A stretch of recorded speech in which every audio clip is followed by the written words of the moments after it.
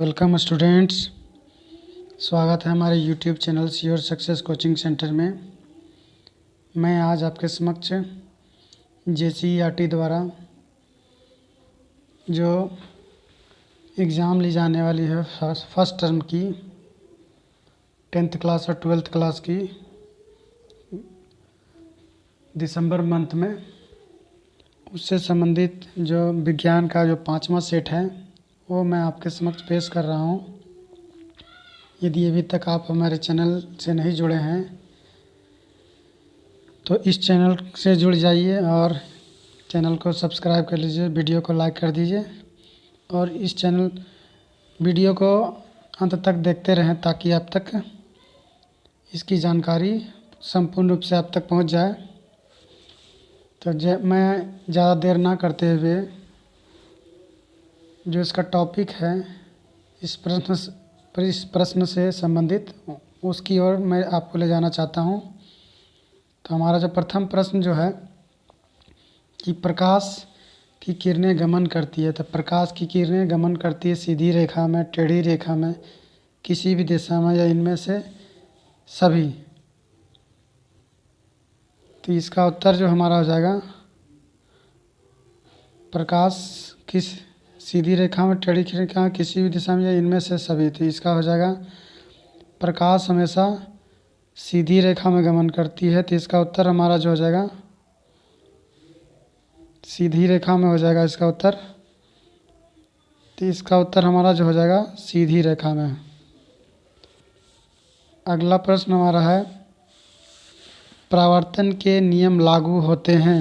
तो परावर्तन के नियम किन पर लागू होते हैं? केवल समतल दर्पण पर, केवल अवतल दर्पण पर, केवल उत्तल दर्पण पर या सभी परावर्तक पृष्ठों पर।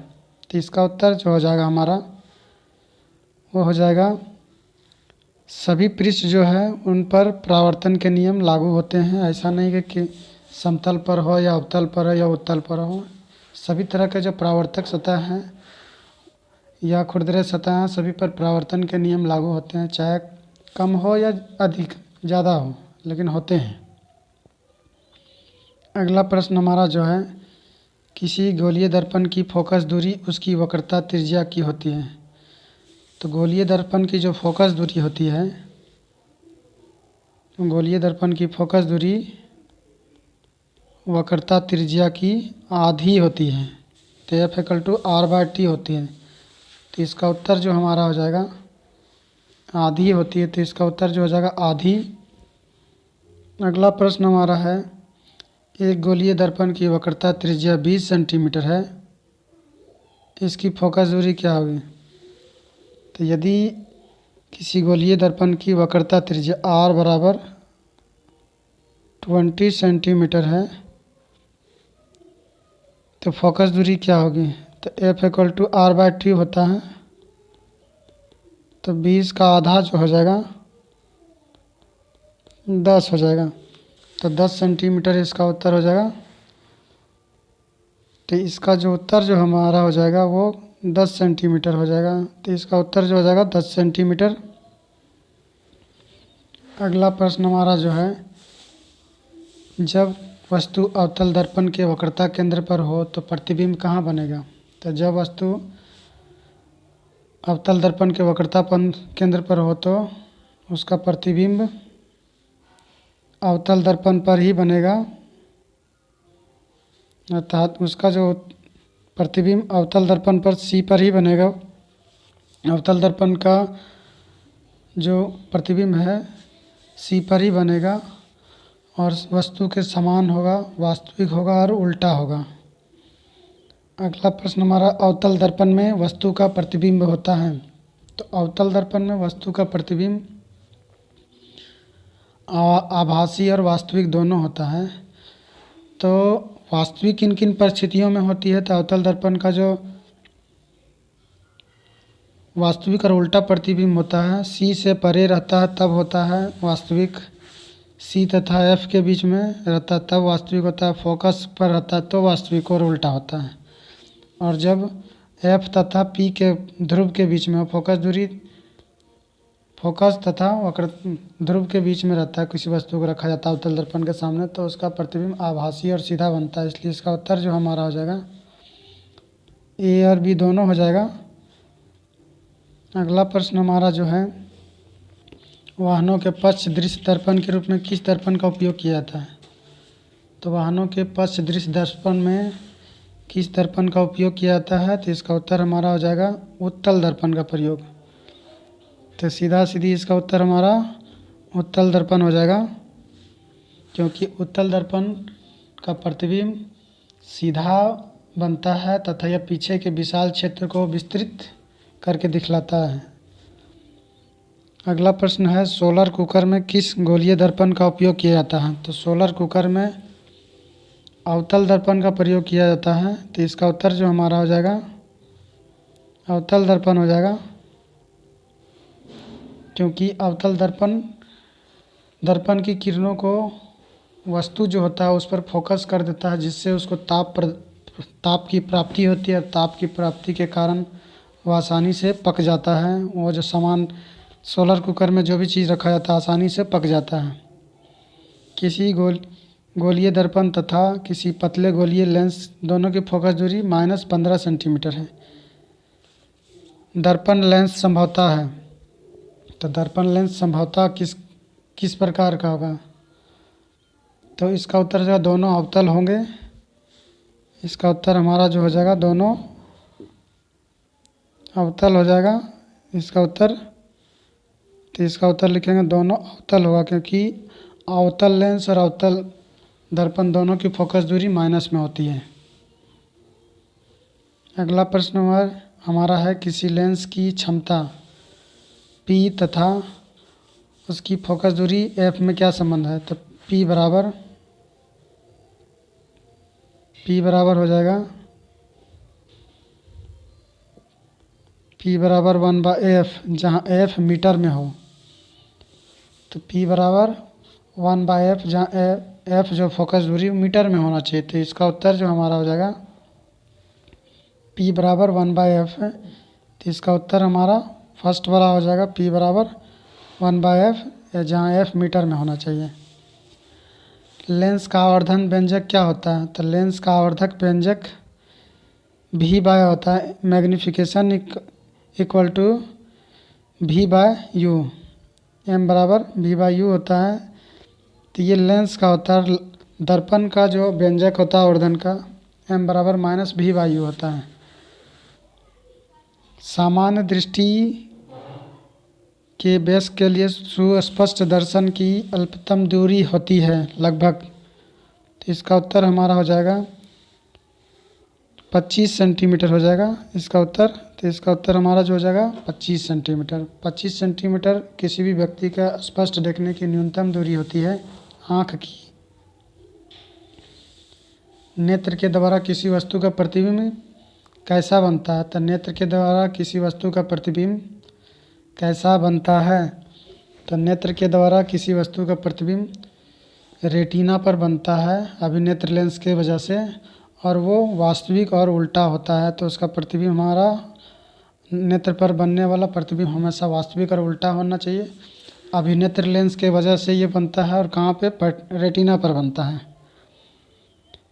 निम्नलिखित में से किस अभिक्रिया में दो अलग अलग परमाणु या परमाणुओं के समूह का आपस में आदान प्रदान होता है? तो इसका उत्तर हमारा हो जाएगा संयोजन अभिक्रिया। हम जानते हैं जब दो या दो से अधिक अभिकर्मक, चाहे वो तत्व के रूप में हो या यौगिक के रूप में, अभिक्रिया करके एक अलग पदार्थ का निर्माण करते हैं या उत्पाद का निर्माण करता है, जिसमें जो अभिकारक होता है या अभिकारक परमाणुओं का जो प्रॉपर्टी होता है, गुण होता है, वो उत्पाद से बिल्कुल भिन्न हो जाता है। तो इसका उत्तर हमारा संयोजन अभिक्रिया हो जाएगा। रासायनिक अभिक्रिया को किस नियम के आधार पर किया जाता है? तो रासायनिक अभिक्रिया को संतुलित किस नियम के आधार पर किया जाता है? तो रासायनिक अभिक्रिया को हम द्रव्यमान संरक्षण के नियम के आधार पर संतुलित करते हैं। अगला प्रश्न हमारा जो है, उपचयन में क्या होता है? तो उपचयन में उपचयन वैसी अभिक्रिया है या वैसी क्रिया है जिसमें ऑक्सीजन की संख्या में वृद्धि होती है और हाइड्रोजन की संख्या में कमी होती है। तो इसका उत्तर जो हमारा हो जाएगा ऑक्सीजन की संख्या में वृद्धि और हाइड्रोजन की संख्या में कमी। तो हाइड्रोजन की संख्या में कमी तो है नहीं, ऑक्सीजन की वृद्धि होती है तो हाइड्रोजन की कमी होती है, तो वो उपचयन है। अगला प्रश्न हमारा है, किस पदार्थ एक्स के विलयन का उपयोग सफ़ेदी करने में होता है या पोचाड़ा करने में होता है? घर में सफ़ेद पेंटिंग करने के लिए किया था। तो उसका सूत्र जो होगा कैल्शियम ऑक्साइड, उसको हम कहते हैं CaO। और कैल्शियम ऑक्साइड का जो सूत्र, ये रासायनिक सूत्र हो गया, रासायनिक नाम उसका होता है कैल्शियम ऑक्साइड CaO का। अगला प्रश्न हमारा है, धातु के ऑक्साइड की प्रकृति क्या होती है? तो धातु के ऑक्साइड की प्रकृति उदासीन होती है, वो ना तो अम्लीय होती है ना तो क्षारीय होती है, उदासीन होती है। क्योंकि धातु जब अम्ल के साथ अभिक्रिया करता है या क्षार के साथ अभिक्रिया करता है धातु ऑक्साइड, तो उससे प्रभावित नहीं होता है। अगला प्रश्न हमारा है कि ये जो चित्र है, दिया गया चित्र क्या दर्शा रहा है? तो दिए गए चित्र में दर्शाया जा रहा है कि जल की बर्बादी को रोका जाए, जल की बर्बादी को रोका जाए, जल को संरक्षित किया जाए, बचाया जाए। अगला प्रश्न हमारा है, क्षारक जल में घुलकर कौन सा आयन बनाता है? तो क्षारक जल में घुलकर कौन सा आयन बनाता है? तो क्षारक जल में घुलकर हाइड्रोक्सिल आयन प्रदान करता है, OH- आयन। अगला प्रश्न है हमारा कि अम्ल धातु के साथ अभिक्रिया करके कौन सी गैस निकालती है? तो अम्ल धातु के साथ अभिक्रिया करके हाइड्रोजन गैस निकालती है, H2 गैस। तो H2 गैस जो होती है उसका नियम है कि जब उसको जलाया जाता है तो लाइटर के साथ या माचिस के तीली जलाने के बाद फटफट या चटचट की आवाज़ करती है, इसका ये पहचान है। अगला प्रश्न है हमारा जो है वो है, क्लोर क्षार प्रक्रम में किस पदार्थ का निर्माण होता है? तो क्लोर क्षार प्रक्रिया में सोडियम हाइड्रोक्साइड NaOH, इसका निर्माण होता है, NaOH का। अगला प्रश्न हमारा है, एक पदार्थ है जो जल में घुलनशील है, स्वाद में कड़वा, स्पर्श उस साबुन की तरह है तथा प्रकृति संक्षारक है, वह पदार्थ क्या होगा? तो वह पदार्थ क्षारक होगा। तो इसका उत्तर हम सीधा लिखेंगे क्षारक है, क्योंकि छूने पर चिकना, स्वाद में कड़वा, जल में घुलनशील और प्रकृति उसके संक्षारक जो होता है क्षारक का ही होता है। अगला पदार्थ है, निम्न में से pH मान वाले वर्षा को अम्लीय वर्षा कहेंगे। 5.3 से कम pH, अगर वर्षा के पानी का pH मान 5.3 से कम हो तो उसको हम अम्लीय वर्षा कहते हैं, तो 5 हो जाएगा। किसी अभिक्रिया में गैस निकल रही है, उसके पास जलती हुई तीली ले जाया जाता है, गैस फट फट की ध्वनि के साथ जलती है, वह गैस कौन सी है? तो वह गैस हमारा जो हो जाएगा, तो वह गैस हमारा हाइड्रोजन गैस हो जाएगी, क्योंकि हाइड्रोजन गैस एक ऐसी गैस है जो फट फट या चट चट की ध्वनि के साथ जलती है। रासायनिक अभिक्रिया में क्या होता है? अवस्था में परिवर्तन, रंग में परिवर्तन, गैस का उत्सर्जन या उपरोक्त सभी। तो रासायनिक अभिक्रिया में रंग में भी परिवर्तन होता है, गैस का भी उत्सर्जन होता है और स्थान परिवर्तन भी होता है, विस्थापन अभिक्रिया। तो इसका उत्तर जो हो जाएगा उपरोक्त सभी हो जाएगा। मनुष्य के पाचन तंत्र में भोजन का अवशोषण कहाँ होता है? तो मनुष्य के पाचन तंत्र में भोजन का अवशोषण छोटी आंत में होता है, क्योंकि उसमें जो श्लेष्मा होती है पचा हुआ भोजन को सोख लेता है और सोख करके उसको हवा के साथ भोजन वो खून में पहुंच जाती है और हवा के साथ श्वसन की अभिक्रिया होने के साथ वो शरीर को ऊर्जा प्रदान करती रहती हैं। रक्त वाहिकाएँ जो रुधिर को हृदय से शरीर के विभिन्न भागों तक ले जाती है क्या कहलाता है? तो रक्त वाहिकाएं जो रुधिर को हृदय के विभिन्न भागों तक, हृदय से शरीर के विभिन्न भागों तक ले जाती है, उसको हम धमनी कहते हैं। क्या कहेंगे उसको? धमनी। कोई अंग कट जाने पर रुधिर का थक्का बनाने के में कौन मदद करता है? तो हमारे शरीर में जो थक्का बनाने में मदद कौन करता है? तो WBC मदद करता है। तो इसका उत्तर हो जाएगा WBC। पादप के वायवीय भागों द्वारा वाष्प के रूप में जल की हानि क्या कहलाती है? उसको हम कहेंगे वाष्पोत्सर्जन। अगला प्रश्न हमारा है, प्रकाश संश्लेषण का मुख्य उत्पाद क्या है?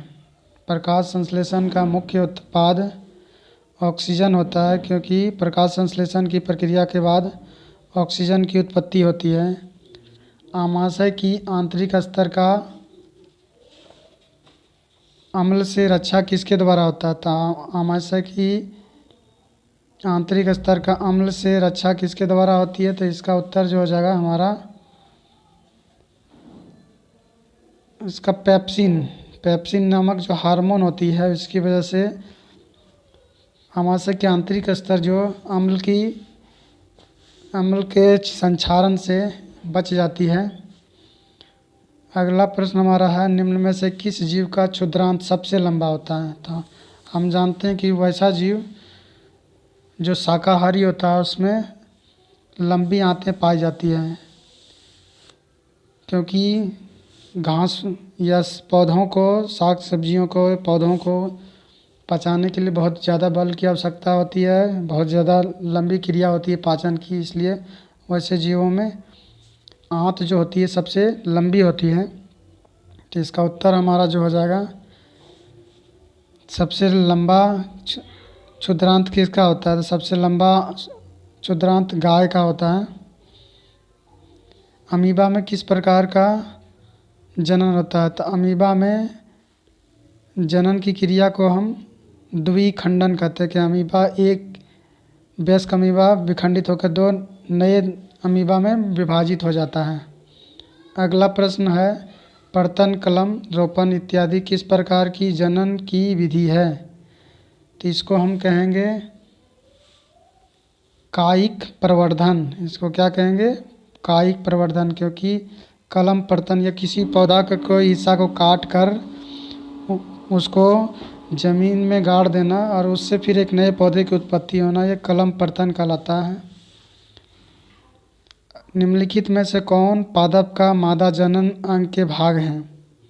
तो मादा जनन अंग का भाग हो जाएगा हमारा, मादा जनन अंग का भाग है। तो मादा जनन का अंग का भाग जो हो जाएगा हमारा अंडाशय हो जाएगा, क्योंकि अंडाशय जो है मादा के शरीर में पाया जाता है। पुंकेसर नर भाग का है, तो इसका उत्तर हमारा जगह अंडाशय। निम्नलिखित में कौन लैंगिक संचरण रोग है? तो लैंगिक संचरण रोग जो हो जाएगा गोनोरिया हो जाएगा।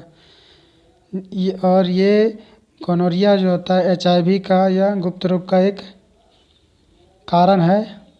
तो ये गोनोरिया हमारा जो हो जाएगा लैंगिक संचरण का रोग है, जिसको हम गुप्त रोग कहते हैं। शुक्राणु कहाँ उत्पन्न होते हैं? तो शुक्राणु वृषण में उत्पन्न होते हैं। तो इसका उत्तर हमारा जो हो जाएगा वृषण।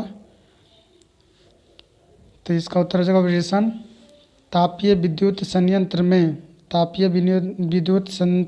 में ऊष्मीय ऊर्जा विद्युत ऊर्जा में रूपांतरित होती है, गतिज ऊर्जा विद्युत ऊर्जा में रूपांतरित होती है, रासायनिक ऊर्जा विद्युत ऊर्जा में रूपांतरित होते हैं, या नाभिकीय ऊर्जा विद्युत ऊर्जा में रूपांतरित होते हैं।